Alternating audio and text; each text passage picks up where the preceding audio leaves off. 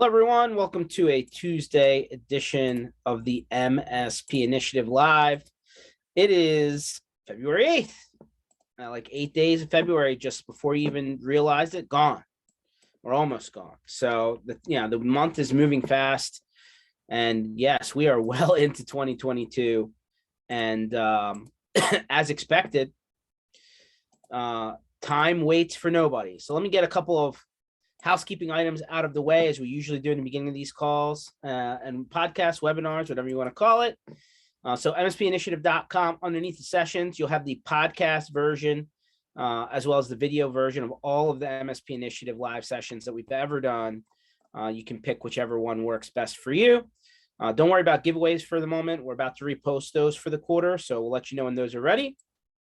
Under the MSP community block party, our next community block party is going to be literally in a couple of weeks, 13 days actually, and 4 hours and 57 minutes, if this is 100% accurate.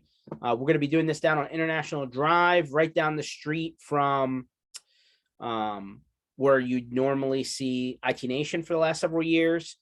Here are all the sponsors involved, although there might be a few more. We're doing this right down the street from Zero Trust World, which we're collaborating with. And if you're not already signed up, they're still allowing people to jump on in. It is not a free event to go to the conference. You have to actually register, virtual or on site. Obviously, we're going to be on site. Some pretty cool things happening there. Go backwards in the sessions list, and we did a session with Danny Jenkins from Threat Locker on what to expect during the event. Which is pretty cool. They got some good stuff going on. So we are actually on the agenda for night one. You see the MSP Community Block Party. That's us. So we're doing another one. If you haven't already requested an invite, you're in the area, you're going to the conference, just put your name in here. And if you're an MSP, we'll make sure you get there. So that's Zero Trust World. And the community block party, MSP community block party. Last thing that's worth mentioning is Channel Strong Tour. We have eight weeks scheduled for 2022.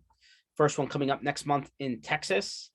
And then we go to here, all the other dates listed. Hopefully we're coming to a backyard near you. We love these, right? Because we actually get to come into everybody's towns, and all you have to do is take a drive down the road and meet us in a parking lot of an MSP who's hosting us for that day.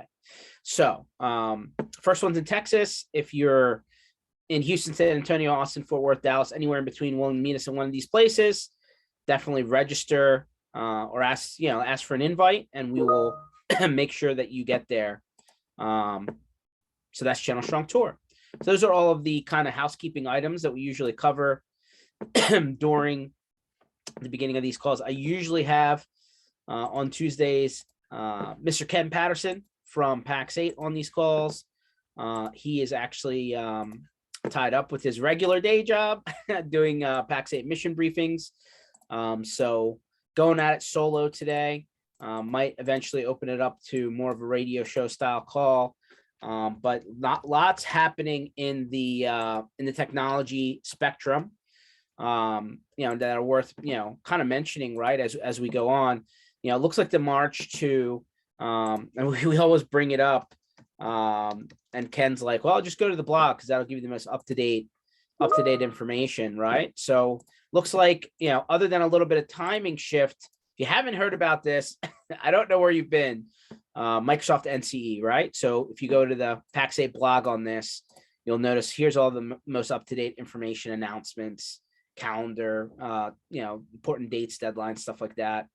The very next one is coming literally a few weeks from now, which is the actual price increase for business standard premium or basic premium. I used to call it standard business premium, and then E1, E3, E5, and ME3. That's interesting. I wanted to do M everything, but those price increases go into effect March 1. So for new subscriptions, then on March 10th, it says all new subscription for Modern Work and Dynamics will be required to procure through NCE. PAX 8 will no longer offer new subscriptions through legacy CSP program. So that's new subscriptions, not existing subscriptions. And then on July 1, it looks like, if any of your 1 year rolling terms under the existing subscription start to expire, you're not going to be able to keep going. You have to migrate to NCE as of July 1, as it stands right now. So after that point, so this is the next major hurdle here, that new subscriptions, starting March 1, this is the new pricing scheme. So that's interesting. Microsoft is not changing the pricing to Microsoft E5. So M365 E5 is not going to change, but Office 365 E5 will change. Okay. So there it is, guys, right? I mean, these things are coming, they're around the corner. You can't hide from them. You definitely should pay attention, right? And make sure that you have, your messaging in place so that your bills don't just show up to your customers, with these increases. Of course, there should be some notice, right? You now know this is coming. Your customers don't like to just pay extra, right? You need to let them know in advance. So there's that. I unmuted everyone that's live on the call. If you wanted to jump in and kind of chat, feel free to. Open forum as we're throwing some topics out there. But yes, the Office 365 saga continues, and it doesn't look like it's going away. Maybe something changes last minute, but as of right now, sounds like you're just gonna have to figure out your game plan and move forward with it so you don't get caught in a bad sandwich. I think. Well, that's a shame. I was looking in my news feed here, and totally untech related, but I'm going to share it anyway. Oldest pub in Britain is closing its doors after 1,229 years. Wild. So Guinness World Book of Record holder. Actually, I think I went to this place.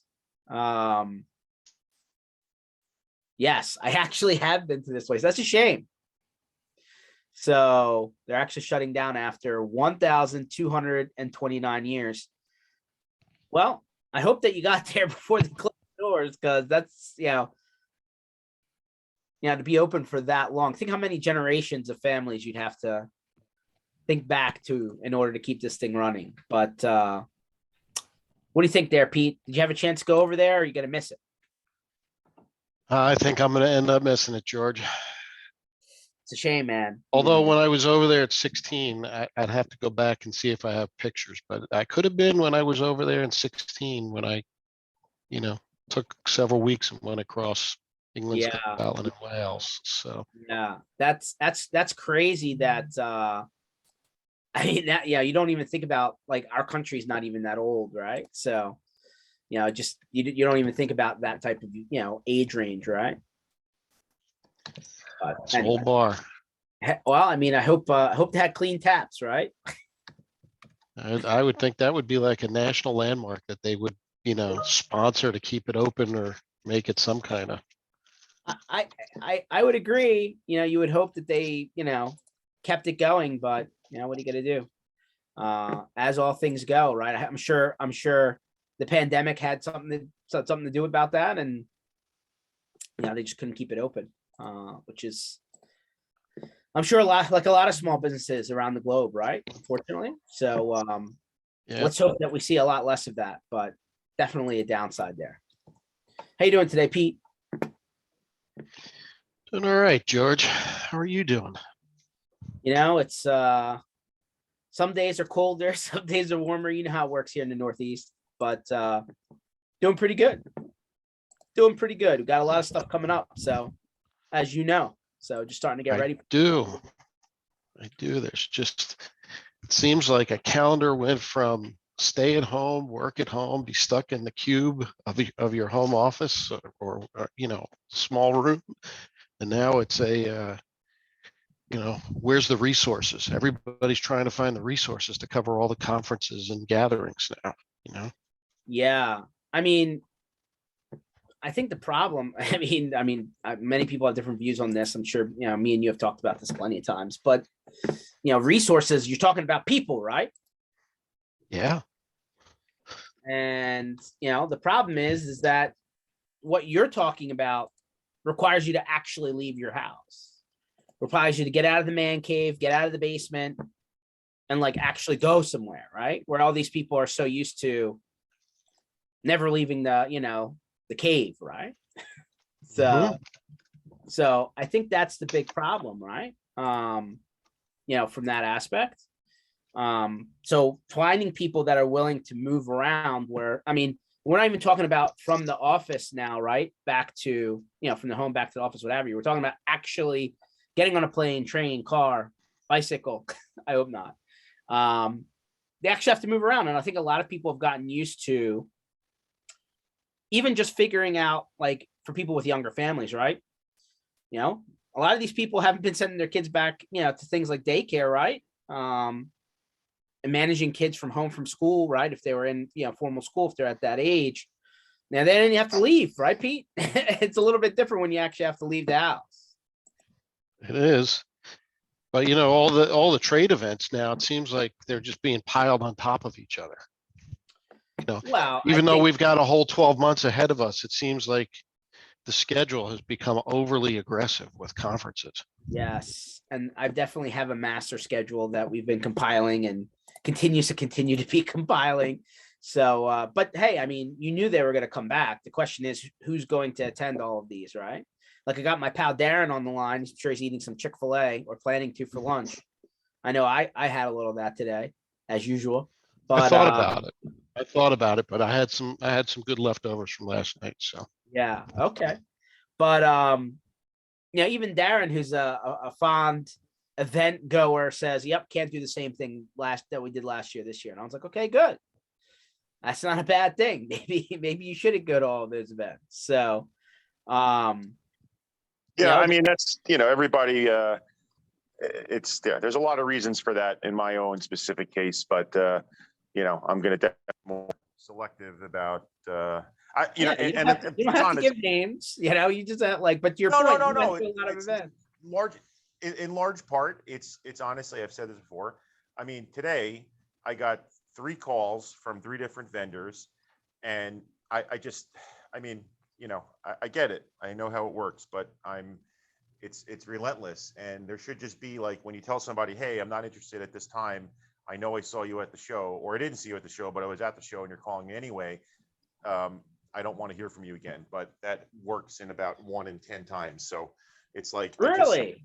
So when they call back after you say that, it's not the same person, is it? Well, no, I mean, it could be the same person. It could be, well, we see you weren't interested. I don't know a better way. That's like what's good for the goose is not good for the gander, Darren. I mean, like, when we're doing sales, right? No matter what market you're in, the vendors are trying to sell to you. You're trying to sell to the end users. So, like, the vendors are doing it to the MSPs. The MSPs are doing it to the end users. You hear the same thing from everybody, right? Right. It's an overall frustration point, I think. Yeah, it is. It certainly is. And, every time you go to something else, inevitably it just becomes a whole nother onslaught to deal with. I'm done with it. I get you, man. Well, unfortunately, there's economy within the economy, so to say. I mean, before you even walked in the door, there's a lot of money investment that changed hands on a lot of these events, right? And so, and like, we've talked about this before offline, right? But like, some of the dollar amounts, that we're talking about here, just, you could buy cars with them, right? I mean, they're not small. So, yeah, you can understand where, there's an aggressiveness, right? But I mean, to many a point, right? And we've all heard it on all the different forums, all the different groups, being too aggressive has a downside to it, right? Well, this gets back to the whole structure overall, is that some of these vendors don't, in my opinion, have no business even being at these things, but of course they're willing to pay, and there's absolutely no vendor vetting that goes on from anything I've ever been to. And, so Joe Blow can say he's, cybersecurity expert 2022. We need this, you got to have this product. And there needs to be, I'm interested to see who the next thing coming up as we, you know, in a couple weeks, and see what vendors are actually there versus at some of the other events, and if there's any better vetting of that stuff versus what you. I mean, it's typically just see who's willing to everywhere else. pay. I mean, let's Right. be fair. But I hear the problem is Yeah. that the barrier of entry is not not necessarily inexpensive at a lot of the events. I'm not saying all of them. So the challenge is, you know, are you willing to drop? Let me throw a number out there. Darren, if you were starting a new company that sold services MSPs tomorrow, and in order for you to go to an event, first event ever showing up, you'd have to drop $30,000 before you even walked out the door. Yeah, I'm just talking about a table and 2 chairs. You know, was that something? I'm just throwing a number out there. I'm not saying that's the case. Would you, is that a number that sounds affordable to you as a new vendor, right? I mean, I don't have a good way to answer that, because some of these vendors are so well funded that it's nothing. It's a drop in the bucket.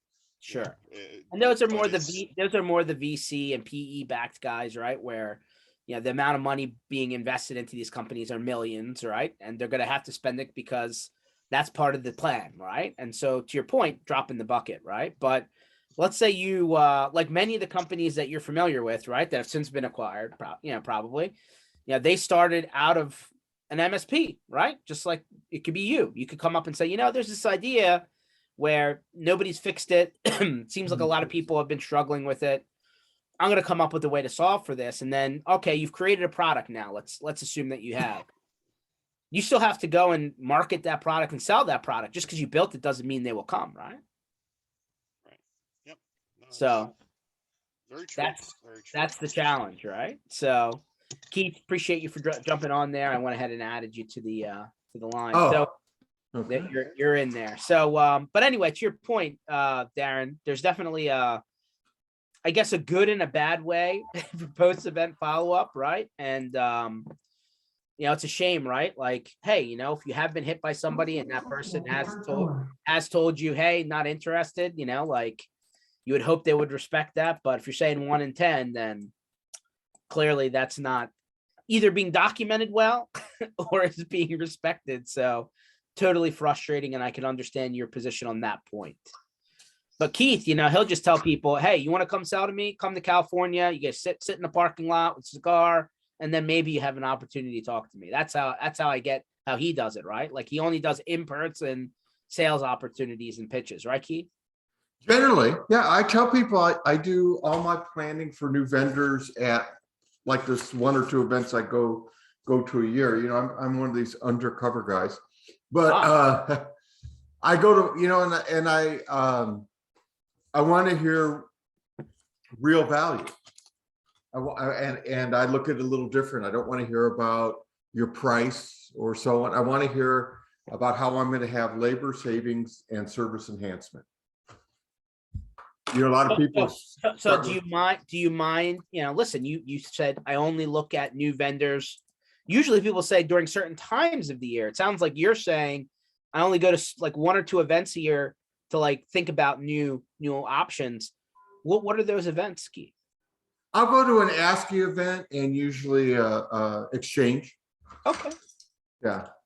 And then the rest of them, if I do pop up, it's more social and networking. And that's one of the things, I just feel like I think I would like vendors just to focus more on service delivery at the shows. And a lot of them are focused on, here's my free stuff. I'll give you these MDF funds and I'm going like, no, I want to see. Yeah. I mean, I think the problem there, Keith, is the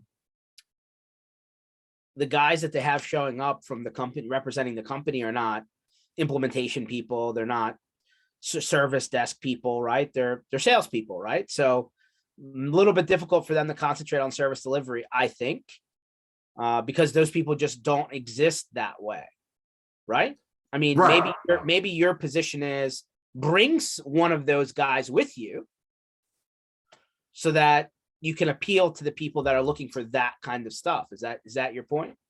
Yeah, that's kind of my point. Or I think we're all technologists, I hope. And somewhere in the cycle, let's get beyond the cheese and let's get to the technology. Yeah. And, Are you like, so you do exchange? I assume you're going to the one next, or like first week of March, right? I don't know. I don't know if I'm, Okay. I don't know if they've someone sent me fill out a form. We want you to go. I don't know where that's, I mean, all of a Okay. sudden one day I'll get a call. So maybe not that one, but there's like 2 or 3 throughout the year, right? So, Yeah. are you somebody that in that model of event, do you prefer the boardroom model there, or are you more somebody that likes to do the hallway kind of, booth networking type thing? Depends on I've seen people put in a real good boardroom where they, and they have a technical, and they really say what their product does and how it fits into our stack, and they're willing to answer tough questions. Otherwise, I think most of it is hallway, and let's spend 10 minutes at your booth and show me something on the screen. Okay. I'm gonna put that question back out to you, Darren. Are you more of a boardroom style guy, or do you like the presentation? Or are you more somebody who's like, hey, when I'm interested, I'll come and ask you directly what you do? No, I would rather see the presentation. And in fact, it seems like in most cases, there is little actual technical focus. If you go to the booths that are typical, maybe there's something on a screen, but it's really not doing anything, or there's really not an in-depth demo part of the experience, and not in all cases, but it seems like in most. And I would rather, and that should be done by the person that actually knows it. And that's a frustration too, is when you're talking to the salespeople. I can't tell you how many times I've asked a question and they're like, well, yeah, I have to look that one up, or I'll get back to you. Or, they really just don't know. They know how to do their canned sales pitches, but beyond that, then they're out of business. So it sounds really. So it sounds like if they're going, your position is kind of like what Keith's been saying. If you're going to show up with a technical, person with technical capacity outside of the salesperson, whether it's somebody from the implementation team, somebody from the support team, maybe sales engineering, something like that, but somebody who can actually get a little bit deeper than surface level, rather than, hey, here's my presentation, buy here, right? Yeah, and I guess what I should have said earlier too, to make it have to be a bit more relevant, is I stop at the vendors that I am interested in, not to pick up the free crap. I mean, I'll do that, but that's not, so if I walk by vendors and I know what they do, I don't need to be contacted by them because I made a choice not to. There should almost be an opt-in, like, hey, I'm interested, you can contact me, but I'm not interested in sales and marketing. I don't want to hear from, and there's of course the ones that are, kind of notoriously the most aggressive, and I don't want to hear from you because it's not something I need right now. But just because I went to the show doesn't mean I want you to contact me. I know that's how it works, but that would be a tweak that, you should, I think, could be made. But it would certainly make me happier, but I know it's not how the whole thing works. So. Fair enough. Yeah, and you talk to some vendors and you say, okay, here's where we look at from the MSP, and I'll let Darren comment because he's smarter than I am. But I look at it and say, are you in addition to my stack, or are you pulling something out of my stack? So, I'd like to see in that context, you say, I offer this PSA, this RMM, this, and I say, where do you fit? And then how are you going to hold my hand through getting this implement? I'm not concerned as much about your pricing and your MDF and all that stuff. I'm going like, when I have a problem, that's my labor hours, that's my reputation. I want to know how we're going to walk through that. And everyone has problems. No one's going to tell me if they say my product's bulletproof. I said, well, get out of here, you're stupid. I want to know, when the shit hits the fan, are you going to feed me so I can respond to my clients? I noticed one time there was this voice over IP issue and you were making aggressive posts. So everyone knew, so I can go back to my clients and say, it's not you, We're aware of the circumstance. There's quality people working on it. Another one that was recent, which was SonicWall, and they went silent. You know, it was like they didn't release. That was the one we talked about a few weeks ago with like the reboot loop thing. Yeah, and you're going like, you know, the quicker you get out there, the less cycle I have trying to figure out, is it me? Is it you? Is it broken? Is it, you know, with the SonicWall issue, I'm going like, is it the ISP? Is it, do we have a backbone internet problem? It sounds like your your position, Keith, is, hey, you know, if you're selling to me as a partner and you expect me to offer your solution to my customer, you better have a really good communication plan so that like I'm up to date and I can communicate downstream to my customer as quickly as possible. That's what you're trying to say? Right. I think we, you know, I always are saying, and everyone has different little taglines and buzz. Ours is we're selling to our customer's customer. Yeah. So we're trying to make sure that the experience, so that they're, no matter what kind of industry you're in, you can't say IT sucks because you chose that IT, right? So we don't want their frontline people saying, my computers are down. That just makes the company sound, you know, not effective. So you'd rather say something like, there's an issue, you'll see about it tomorrow, we're working through it, and here's what we can do to help you through this issue. Fair enough. No, I get it. Like every time I'm sure everybody gets on these opportunities every once in a while where you get, kind of in a conference bridge and, they ask you a little bit about your company and then you start, they're like, hey, we're thinking about launching a new product, or you're familiar with these companies. Can we get a little bit more, information from how you deal with them, kind of thing. Right. And, one of the things that always comes out in those calls are, what are the most important things before you adopt a new solution, right? And like give us the top 2, 3, 4, 5 things, right? And I personally always say price isn't all, number one. I know a lot of people do, like price is in there, price for performance, right? It's somewhere in there, but it's not like number one in my book, right? It's, hey, scalability, right, of the solution. How much time do my people need to actually spend deploying and administering that? That's what I mean by scalability. And then 2 is, how much support do I get, right? Like how much, am I going to be able to get a hold of somebody when I need them, when I have a problem, if something's not working, if I have a disaster, whatever. And then not being one of the smarter guys, I was like this, how do you move from blue light shopping your vendors to not blue light selling your clients? So, and maybe that could be a whole session all to its own, this topic. Okay, you like maybe rephrase that for a little bit. So if I'm going to my vendors and saying, you're a commodity, I'm going to treat you like a commodity, price is all that matters. Yeah. Then you're going, that's kind of your mindset. And you're, and then you're on the same guys, I see complaining, and then you're going like, oh, my customer price shops me. And you go, that's your mentality. So I think you need to change it on both sides of your equation. I think it's very interesting because, like the same guys who go in and, complain about, I can't get a hold of my vendor support, or, I'm always down, or there's always a problem, or I feel like, it's just not, consistently working the way that it should. Sometimes are the same people in the same forums that are saying, I need the most aggressive price. And it's like, This is kind of what you're talking about, right? Where it's like, hey, listen, the whole get what you pay for, cliche, does have some validity, right? The cheapest option is not always the best option. Maybe the most expensive option is not always the best option either, right? So, there's due diligence in between. Yeah, and I think your profile, what you're looking at is, what's your priority? So I'll tell you, and I'm just a simpleton. So here's when someone asks us to design a system. Yeah. And they start, my budget is, I said, I don't want to know. I don't care.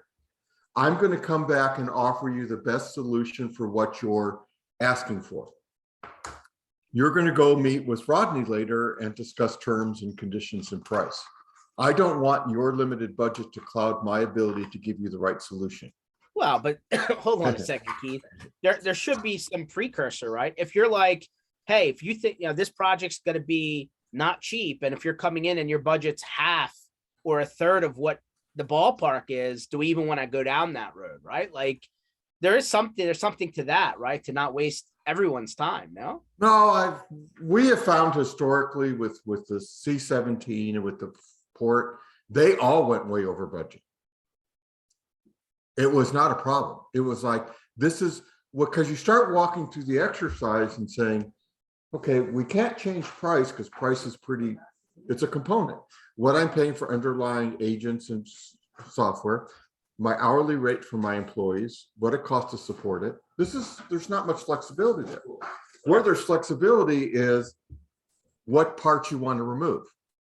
And as you go through that exercise, and I'll give you an, like when we were going through the port and they're saying, we want check-in, we want big screens and so on. So you start going, okay, do you want to remove the big screens? That's only X number of dollars a month. They go, nah. And at the end of the day, they said, we want everything we want. And it was like, okay, go find money. That's And interesting. I mean, it's a more honest approach. I think, no, I appreciate what you're saying, Pete, or Keith. And, like there is some, like that, then you're, it's almost like a uninhibited, hey, here's what it's going to take. But it does take your time to go through the process of talking, doing a requirements analysis, designing a solution, right? There's man hours involved there. It doesn't matter whether it's something simple or something more complex.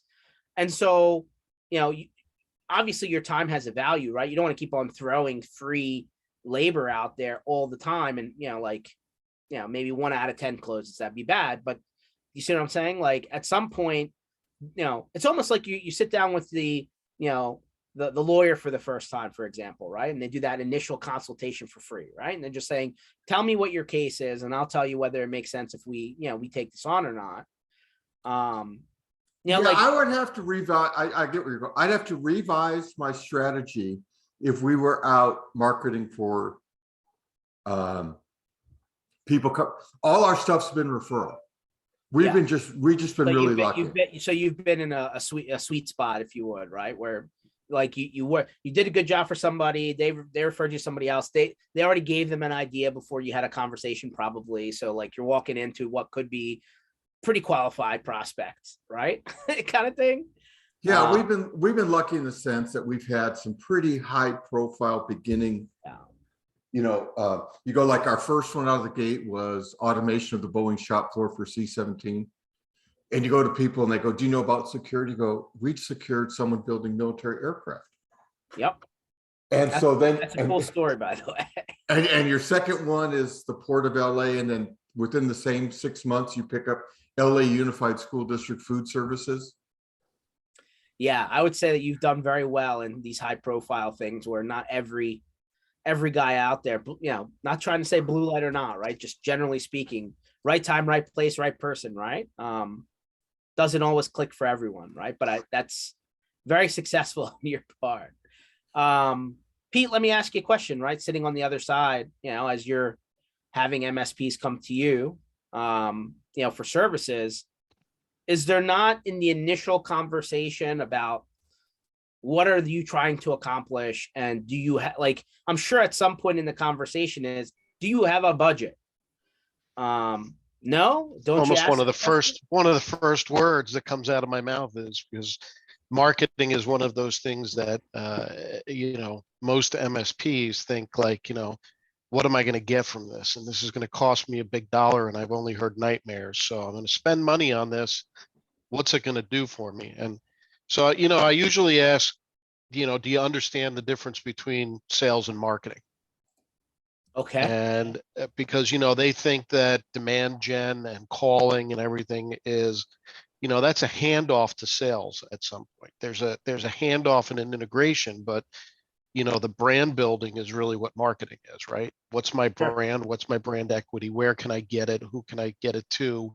So when somebody does in sales makes a phone call or has a conversation or is at an event, there's brand recognition and equity, right? Yeah. So, and what we find is obviously the more mature the MSP is, they have an understanding and they have a different tolerance for pain, right? But the smaller MSPs combine sales and marketing, and they truly don't know where it rips apart. into the No, pieces. I get So- it. Like, all right, so, you're selling a very, it's not like you're selling a tangible box, right? Hey, I'm shipping Yeah. you a unit. Here's the cost. You'll see it in the mail in 2 days. You're selling something that requires time and labor and is intensive at times, depending on the size of the person, right? On the other side, Mhm. there has to be a conversation about, like, are we in the same ballpark, or else you're wasting time, no? Correct. Okay. And I mean, so, I would you assume know, that that's, I would assume that if I'm out there selling technology solutions of whatever flavoring, I got to have a similar conversation, right? Like, hey, are we going in here bubblegum duct tape, and you want to spend no money? I'm just going to find a used part on the side of the road and plug it in and hope your car runs, or are we doing this for real? And you have the actual resources to get the job done? Like, you almost need to know that going in so that you can figure out how much you can put into it, right? I hate to keep on bringing these back up, but I now watch them all the time, right? These home renovation shows, right? Like Love It or List It. And they go in and they're like, what's your budget for a new house? Or what's your budget to renovate your existing house? And then, like, what do you expect in order to get you to make a move? You need to know this kind of stuff up front now. that's exactly where we go. But we also want to, before we dive into money and services, we want to make sure that they have the right expectations. If they're not a fit, if they're not a fit for us because they don't have the wrong expectation or they don't understand the difference in what we sell, then we're not a fit. And let's be friends in the channel, and we'll catch up with you when you grow a little bit, right? Yeah. Or maybe we'll put them in one of our incubator programs that we do so many per year, and that's it, right? Yeah. So, for us, it's a little different. Being on the other side, I always wanted to qualify. My favorite question is, on a scale of 1 to 10, rate your technology. That's an What interesting question. and what are you paying for it? What was that? What was the most common answer to that question? About 6. Okay. And then I would say to them, what if I could get you to an 8.5 or a 9 for this additional cost? Because the next question would be, rated on a scale of 1 to 10, and what are you paying for that? Yeah. So you get 2 major qualification answers right then and there. And then the next one would be, if I could get you to an 8.5 or 9 and it would cost you this, would you go there? And they'd sit and they'd look, those are and good sales questions. and from there, then I would go and I would say, okay, if you think you can go there, let's have the conversation. And if not, then we're not a fit for you. Yeah. What's your opinion? I mean, it's been done for, like, I feel like 20 years now. The free network assessment. Does that still work? Is that? It never worked. Okay. All right. I think you're on the right track. When you start talking about establishing a budget with customers, and I get your points, extremely valid. I'm not dismissing it. However, a lot of it is how you've marketed yourself too. Yeah. So, but hold on, Keith, and I mean, Pete's coming now from the marketing world, but how many websites have you seen where somebody literally just Xerox somebody out? I mean, like, it's the same, almost the same verbiage. You could be a multi-million-dollar entity, or a $200,000 entity, and the website says the same damn thing, Keith. I mean, it's almost just got a different banner, different cityscape on the front. Yeah, I mean, it's the same thing. Yeah, so. if that's your marketing, Jen, and I get it, right? But if you, there's a feeling, and maybe there's a feeling I get from someone's presenting something, I go, you're a price seller with vendors and with competition. I go, you're selling on price, and I don't think, I hope we don't portray that. Or I don't. We're talking about, you came to us because we have a proven ability to do solutions. Maybe, or maybe you're the first one that they found on the internet, like the old Yellow Page look. If and you're the first one that responded. You know what I mean? If they found us on the internet, that'd be a miracle, because our website is the one you're talking, hasn't been updated. We just started entering. Did we do it? We looked at it. We haven't updated it in 15 years. Wow. Yeah. Later. I'm calling you later. I'm gonna be a pain in the ass vendor calling you. And so, it's just not something. So I listen, I appreciate what you're saying, Keith, on how do you present yourself. I actually had a call yesterday with a literally brand new guy, right? Came out of corporate IT for many years, started an MSP, has 0 customers right now. Just started, just took the shine off the key for his door, right? Kind of thing. And I gave him a bunch of advice, like, things that made sense.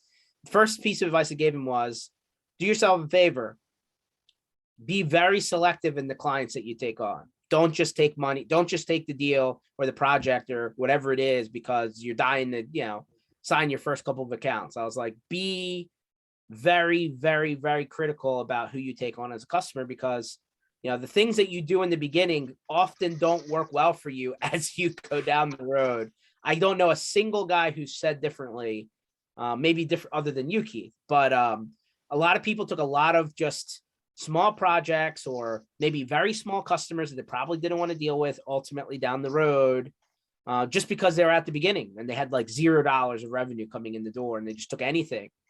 They never It's worked exciting out. to get that first dollar though, I agree, Pete, but like those are the guys that I feel like end up when you grow a little bit, right? You said, hey, I'll see you down the road. When you mature a little bit, you're 2, 3, 4, 5+ years in, you start to realize how to calculate, am I making money versus am I working for free, or even am I losing money on an account by account basis? You go back and you find out that a lot of those original ones are the ones where if you don't go back and get them to do more and like spend the money that they should be spending, that those are the guys that you end up having to part ways with because it's just not, it doesn't make sense if both sides aren't winning, kind of thing. It's real hard to reinvent yourself once you've established something. And by the way, we don't have simple MSP clients. And maybe that's something we should say, that's a differential. We don't have people that we haven't developed complete solutions for. So when you're talking to a guy who just goes out there and says, I'm going to support a network someone else may have built on software built by other people, that's not our client. I think there's like the cliche I always use in that scenario, Keith, is, like doctors don't like to go in and, kind of clean up the mess of other doctors, right? I mean, it happens, but they try and not do that, right? Like, so somebody really did a bad job of whatever it is, like you sometimes have a hard time having somebody in come out behind them and do something different. Just because everybody's so worried about malpractice and this, that, and the other, right? Just in that particular industry. But I mean, a lot of the times, everybody's been trained in IT world. Hey, you need to bring it up to your standard. So if you go in and you see the mess that maybe, before you, the spaghetti closet, the bathroom or the kitchen that dubs as the server room, the 4-port switches from Staples that are in the drop ceiling somewhere, right? Like that kind of stuff. They're just like nuke it. And they say you need to start from scratch. And that's where these, kind of smaller businesses are like, what do you mean? And like, that's where, things go different roads, right? Yeah, I have an ex-employee I refer that to. Oh, He started his own, it's like someone calls me up and because of the speaking I do for the chamber and stuff, and I get the calls all the time. I don't want to be rude. The guy says, I'm a 5-person insurance office. I need this, this, and this. I said, we're not your guy. yeah. I answer their questions because I think I own that. I think that's, Yeah. that I saw your presentation. I have a question about cyber insurance. I'll answer it. And I said, use this guy. He's an ex-employee. I trained him. He's not as, and if he has questions, he'll call me and I'll help him. And that's what I normally tell him. Yeah, that's a good way to handle it, right? And at the end of the day, I think like everybody needs to understand who their target customer is. Yeah. And like that's the very first question that everyone always asks, right? Like I'm sure Pete asked this question, right? Hey, tell me about your business. Who do you usually work with? If you were to say who your perfect ideal customer is, tell me what that looks like, right? And that answer changes a lot of things. Pete, you're looking at larger, maybe more government focused public sector type opportunities, right? Or private sector that services the public sector, right? That's a completely different profile than Darren, who's more, kind of in the audio visual arena, right? And like the technology, the reoccurring stuff kind of comes secondary to, more project based, high end audio visual work, right? Versus the guy who goes and says, hey, I'm only going to do cloud based, right? Like you basically have almost nothing on-prem and it's all cloud or bust. Everybody has a different angle. And, Keith, you do a little bit of, I believe, software development, right? Where Yeah, we wrote the entire DHA system and we wrote the entire shop floor system for Boeing.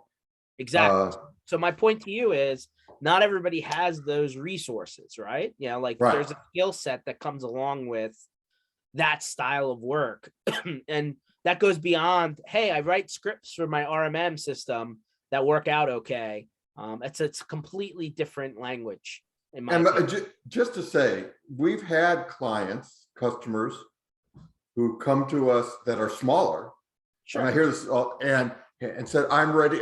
A small hotel chain said, I want to integrate all these different disparate systems. I want to invest heavily into my guest experience. And it's a little beyond, I want to go beyond keep the computers running. Sure. And so, we will work with that because that's something that I think as we develop the system, it makes us sticky. Oh, I mean, listen, anything custom that, like when somebody comes in, they're like, hey, Microsoft, this, that, and the other, and they're just like, oh, we'll just transfer all of this from your old company to your new company, which is one of the things with NCE that got people all riled up, right? Once you start a new NCE term, you can't move it to another partner until the term's over and you're about to go into a new term. Right. That was one of the big things that really got people discombobulated because they're like, what if it didn't work out, right? What if somebody goes in, starts the relationship, starts the account, starts all of these ancillary products that they're using, and 6 months in, they say, you know what, this isn't working. We're not a good fit. They're still stuck with some of those products until the end of whatever that term is with the vendor before they can actually make a jump. And like, I think that was a really like a shock to the system, when they came out with those style terms. Yes. That's a perfect example of what we are, it's like, that's not our basis. And there are people that specialize that and make great money. I'm not putting it down in the slightest. I mean, that's being a standard MSP is a great business. I mean, I'm going like, go for it. I would argue standard MSP may be a little bit hard to define. Although you were the one that said that the word MSP first started with like like an HVAC contractor. We did that when I was doing some legislative consulting for the California legislature. Yeah, that's crazy. That's crazy. And I don't even know what they're trying to say by that. Maybe Pete can, because he's smarter. I'm gonna ask Pete. Pete, is there such a thing as a standard MSP? Say what? Standard MSP. It's just like clients. So many people say, oh, we're so different. And I say, tell me what's different. My people. I have people, I have tenure. So does the guy down the street. I'm in your business 15 years. Yeah, so is the guy down the street. What makes you different? And it's a very hard thing to differentiate. So I think from a perspective of profile, yeah, there is a standard MSP. I hate to say it, but most of you that are out there look the same as far as composite and differentiation. Now, how you deliver your stacks and, service ratings and things like that is where the uniqueness comes in. But I mean, there's only, everybody's doing a service stack that's got different components in it. But in the end, the stacks are basically the same. They may be different partners, but the stack is basically the same. You as the MSP absorb whatever the pain is with whatever the product is, right? i.e. a Microsoft going through the changes, etc. So, or security stack or whatever. And certainly your size and nature is going to be what, makes you more attractive to a partner or more attractive to a customer. Sure. So, Darren, It's Darren very, pops there's in and very says- few differentiations these days. Yeah, Darren pops in and says, "Have to say Keith is clearly very different." Yeah, agreed. I mean, and so Is that an insult? Keith is not an MSP though. Keith is more, I would put Yeah. Keith more as almost a government contractor. Because Well, you know I what? lived in that space for a long time, and I get what you're doing, and you know, I think that a lot of the things that you do are very similar to a DoD based technology firm. I'll you just know? say over 70% of our business is private companies. Just, I think the difference, but private companies that service a public, you know, like Boeing. No. Right. hotels, hospitality. So here's the difference where I think, and he can correct me if I'm wrong because he's smarter in this. Our difference is number one, our core technicians are all degree. Okay. But They're all- so are a lot of other companies that are. I have never found another one that has, you know, their education backgrounds, MIT, Caltech, Stanford. I really haven't. So that's a differentiating factor, at least in my market. Number two, we have an MBA on staff. So we can talk business processes, business cycles. My postdoctorate at Stanford had to do with lean manufacturing cycles. So I can talk about business process. I don't go in there saying, I'm gonna sell you Microsoft 365. We talk about process cycles and fitting into the daily. We do business process engineering and re-engineering. We enhance processes through technology and innovation. So I think that's a different model. That's why I said I don't know what an MSP to me is trying to sell. I'll keep things running. Now, I may be wrong, but that's when someone's asked me, I have clients ask me all the time, what are these new? It was interesting. We had True North Dynamics, who is a Microsoft, you know, Dynamics, you know, I saw that. CRM, GP, Yeah. right? That kind, like that whole line of Microsoft that like people almost don't even realize it's there. That popped out of an MSP in Fargo and North Dakota, believe it or not the show.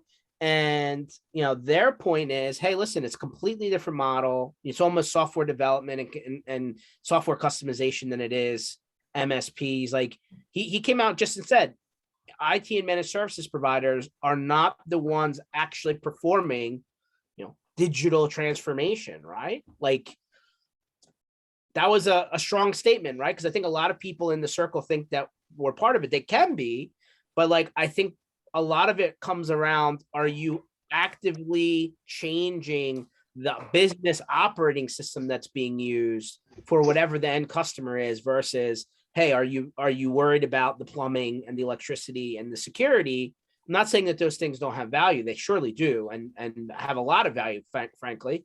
But like once you get all of that foundational stuff out of the way, it's like, well, what do you need to run your business?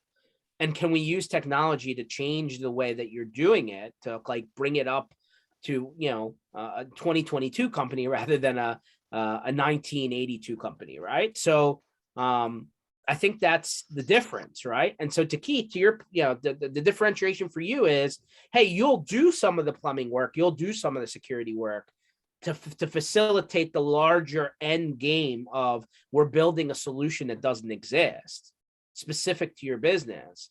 And I think that's where a lot of MSPs maybe stop short of what I watched that one and I agreed with 99% of what he was saying, except the part that they're distinctly different. That's for him. And people have just, I mean, that's not saying I'm right, he's wrong, or he's right, I'm wrong. That's my difference. My difference is that's the business we should be in. Yeah. And So I still that's go smart. back, you know, with Keith and, you know, just to digress for a minute, but I would still go back that your model and your composite is very close to a government contractor. I agree. Because if you think about it, everybody's degreed. People don't work in government contracting unless they're degreed. There's very few employees that you'll find that are non-degreed folks, right? Well, with engineering or some kind of finance or business degree that is in there for analytics, et cetera, right? And an MSP is going to be a hybrid of that. You're going to have the degrees, non-degreed type things. I agree with you on that part. For the most common small business, do they care? I don't know, but you're talking, you started out supporting Boeing. So you started out supporting, one of the biggest government contracts that are out there. World. Yeah. And your contract was probably paid through one of their contracts because they can allocate G&A and overhead and everything else through the pricing model and charge it back to the government. So, I believe that listening to you and what I know of you over time is that you probably do that, or you might be a hybrid of like one of the big 5 accounting consulting firms, like that gets in there because of your approach with BPR and BPA, where an MSP is never going to approach it as a BPR or BPA. It's just not. It's tell me what's wrong. Oh, your backup's not working. Okay, I can help you with that. I agree up to until, and that was our direction. I mean, we were working, I was consulting for another company and we got this offer and the company said they didn't want it and I split off with some developers. So I get where you're, what we learned is now smaller businesses, I'm talking about 15 under, want that same service model. And so you say the originality or the origination may occur in the business delivery for government and government contractors, but we're finding like, I found it was like a boutique hotel and a small convention center and an engineering firm. And they all said, especially now where they're relying on maybe some compliance legislation and cyber insurance. Now they're saying, where I agree with you 2 years ago, people said I could care less about your degrees. Now, when you fill out an insurance application and you use the insurance companies and the regulators understand degrees. And they're overvalued. I'll say that as someone that has one. But in that context, they're starting to look at that again. And so my suggestion to other MSP is at least be educated.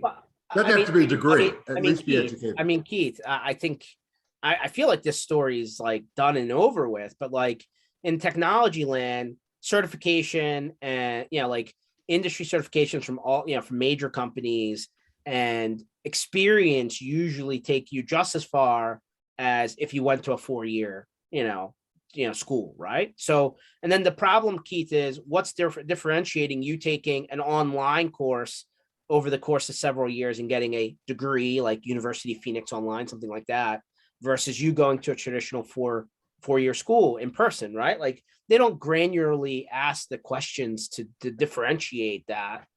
No, they ask what you're, by the way, just so you know, when I write the curriculum for the California community colleges, and I am pushing non-traditional education. So that is my focus. And I'll send it to you.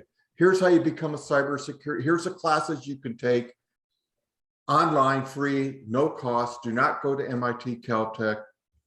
It costs too much money. So I completely concur with you on that. What I do find out from doing forensic audits and being a professional witness is, what is your background? Zippity doodah. And that happens huge percentage of the time. If the background is you've done 180 server deployments, you've done data center moves, you've done, consulting for these customers over a set period of years, and these are what your consulting engagements are. That is lifetime equivalency of what you're talking about, which is as long as your baseline was correct. Okay. Fair. It's the same thing. It's the same thing in real education. Are you being educated or indoctrinated? And so there is not, all I'm saying is if I teach you all from bad data sets, then it doesn't matter. Then your certification is the bad data. Yeah. You have been taught and repetitively reinforced to do it wrong. And so, but when I look at some of the ones we've looked at, and I've mentioned this before, and I do a forensic audit, and I say, you don't even have a syslog server reading this firewall. So I'm going again, is it somebody, if somebody goes out and says, oh, I'm a cybersecurity expert, I don't think anyone should go out there and say that. They can say, hey, we like to be security focused. Hey, we work with vendors that help us make sure that we're doing the right things, but I'm not going to self-identify as a cybersecurity expert if I'm not really one. What is an MSS? What is an MSSP? That's been one of my arguments. Is that Marketing. That's what it is. right? And I said, so until we put some credence, and it could be testing, it could be experience. I'm not saying it has to be a degree, but until we eliminate the ability to self-declare expertise, that's where I think if we don't do that, we're going to tell the regulators do it for us. And that's my real belief. And you're 100% right on that front too, and obviously time will change things, but at the end of the day, it comes back to something you said at the beginning of this call. How are you representing yourself? And how is your outward marketing presentation of your company set, right?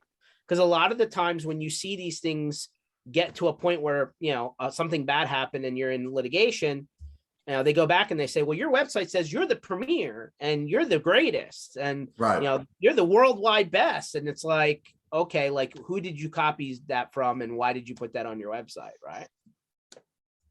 Exactly. We're saying the same thing. Yeah, I'm sure Pete's cracking up back there because like that's every website he's probably ever seen since he started his marketing company. So, well, it's I'll give you that out loud chuckle. It's the way of the industry. Well, Pete, if they're willing to ask for a copy of an agreement to put their name on, I'm sure they're willing to copy somebody's website. Well, that's where you go to the mass market, right? There's a couple companies out there that I won't take any hits at, but hey, pay your price and pick one of the 5 templates and we'll pre-populate with everything. Exactly. And your website's up in 10 days. Yeah. And that doesn't matter where your differentiator is. It's, that's what's promoted. Of course, we don't do that. I'm not blaming other MS. I go, that's been the way of the industry. And I think those are the core things we have to change. Yeah. We have 5 marketing gurus. I don't know how many. There's so many marketing gurus out there, 5, 6 of them. So you're going like there's dozens. Let's be dozens. Oh, I don't know how many. I mean, I look at a big 4 or 5 and I go, but I look at them, I go, they're all kind of similar. There's 5 or 6 or 10 or 15 companies that make generic template-based websites.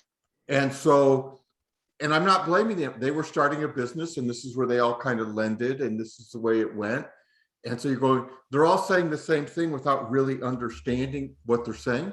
And I think that's the issue. That's all. Well, at the end of the day, and I know we're a little bit over time here, but like having people that are delivering these auxiliary services that understand the business that you're in versus, hey, they got copywriters who are just trying to come up with what sounds right. And that you don't have enough time to proof all the stuff because that's what slows all these projects down. This is the challenge. This is the issue. So definitely worth digging into. But I got to tell you, George, there is a differentiator the way that we build websites. Mm-hmm. Like, because we'll smoke a cigar with Keith. Oh, I'm sure Keith would love to do that. Oh yeah. And we will. But it is the difference. On the Channel Strong Tour this year, we will do that again. Yes, this year I will definitely have a cigar with Keith. Definitely. Last year we talked, but I didn't get one. So That's I didn't get to, I had one with me too, and I just didn't get. We're gonna make sure Keith has a cigar lounge ready to rock and roll when we roll. There we go. Yeah, we'll bring some lounge chairs and carpet to put out just in that, Exactly. We're gonna do it. Stay tuned. All right, guys. I know we're a little bit over. Catch you again Tuesdays and Thursdays, 1:00 Eastern time, 24 hours a day, 7 days a week, online under MSPinitiative.com under sessions. Still looking to see people down in Florida in person for the MSP Community Block Party on February 21st, and also at the Threat Locker 0 World. Catch everybody on the next round. Take it easy.